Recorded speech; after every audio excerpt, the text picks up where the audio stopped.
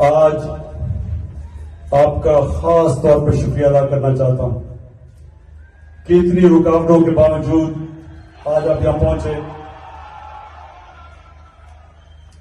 मैं आज फिर से अपने मुल्क में जो इस वक्त ताकत में है उन सबको पैगाम देना चाहता हूं कि देखें, जिस तरफ हमारा मुल्क जा रहा है, मैं फिर से कहता हूं, मुझे खौफ है कि ये उधर पहुंच जाएगा जिधर कोई भी इसको रोक नहीं सकेगा। इंडस्ट्री बंद हो रही है, महंगाई बढ़ती जा रही है, एक्सपोर्ट्स गिर रही हैं, जो बाहर से पाकिस्तानी रेमिटेंसेस भेजते हैं वो कम हो रही हैं। अब इंडस्ट्री बंद होगी तो टैक्स कलेक्शन कम हो जाएगी। तो क्या इनका सिर्फ इस वक्त तो एक ही है कि कहीं से कर्जा मिल जाए। कर्जे बढ़ते जा रहे हैं, आमदनी सुकड़ती जा रही है। एक घर जब उसमें मुश्किल वक्त आता है, उसके ऊपर कर्जा चढ़ जाता है, तो वो क्या करता है?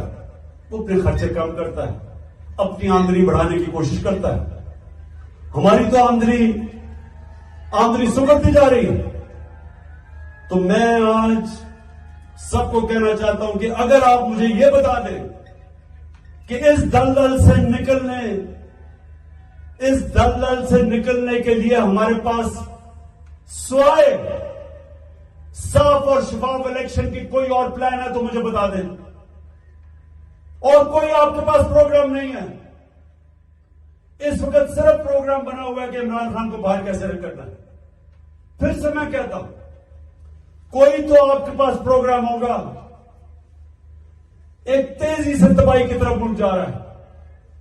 कई बार के तबसरे पढ़ लें, हिंदुस्तान का टीवी देख लें, वो क्या कहता है पाकिस्तान के मुताबिक तंज कर रहे हैं।